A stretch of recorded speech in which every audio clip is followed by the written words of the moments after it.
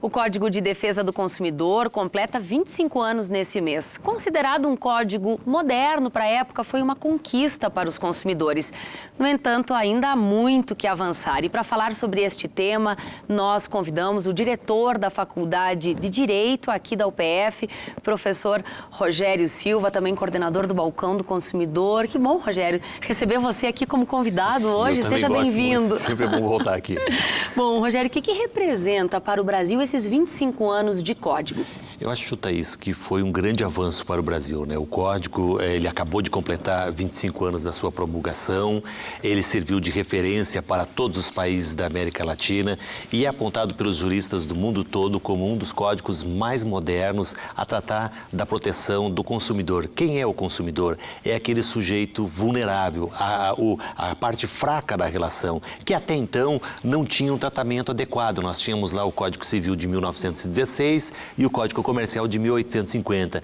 E vem o CDC e faz uma revolução. Na época, como tudo aquilo que é novo, se disse, olha, as empresas vão quebrar, muitas empresas vão ir à falência, esse é um código terrorista. Nada disso. Ele, na verdade, ele trouxe proteção, trouxe direitos aos consumidores, trouxe deveres aos consumidores e também qualificou o fornecedor. Nós sabemos hoje que o bom fornecedor, ele não teme em absolutamente nada o CDC.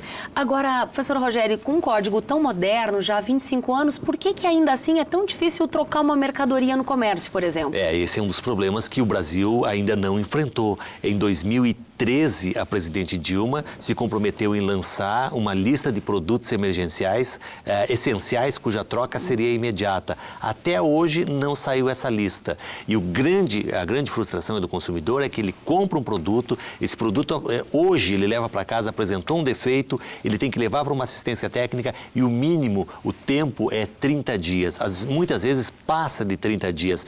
Quando que a gente sabe que em todos os países, na absoluta maioria dos países, você pode trocar, você pode devolver o seu produto, receber o dinheiro de volta sem nenhuma complicação. E no Brasil, não. No Brasil, a gente não tem esse tipo de situação, a não ser quando se trata de compras feitas através do comércio eletrônico, por exemplo, ou fora do estabelecimento comercial. Não seria necessária, então, uma postura um pouco mais forte por parte dos PROCONs?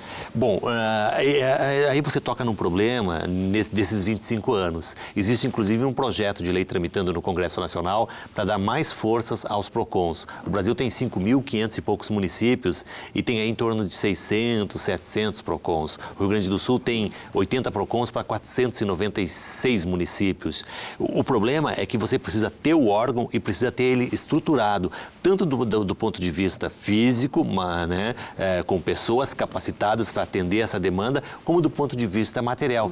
Esse é um dos grandes gargalos que nós temos ainda na proteção do consumidor, é que tenhamos PROCONs qualificados, PROCONs eficientes para atender a população e fazer com que essa demanda não chegue ao judiciário, só chegue quando realmente houver necessidade. Bom, professor Rogério, você citou aí que o código foi reconhecido como uma referência na América Latina quando criado e falou um pouquinho da troca de mercadoria em outros países. De uma forma geral, as relações de consumo em outros países, elas são mais saudáveis do que as que nós temos aqui no Brasil? É inegável que o Brasil avançou e que hoje temos a Secretaria Nacional de Defesa do Consumidor, que é um órgão ligado ao Ministério da Justiça. Nós temos os PROCONs estaduais, mas ainda tem questões que precisam evoluir. Esse atendimento que você fala dos PROCONs ao consumidor, ele tem que estar presente em todos os municípios.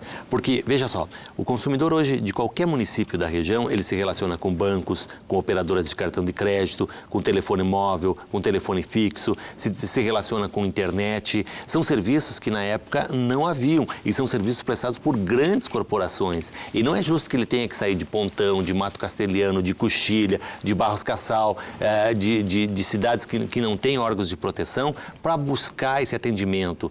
Porque quando ele não tem na sua cidade, ele não reclama.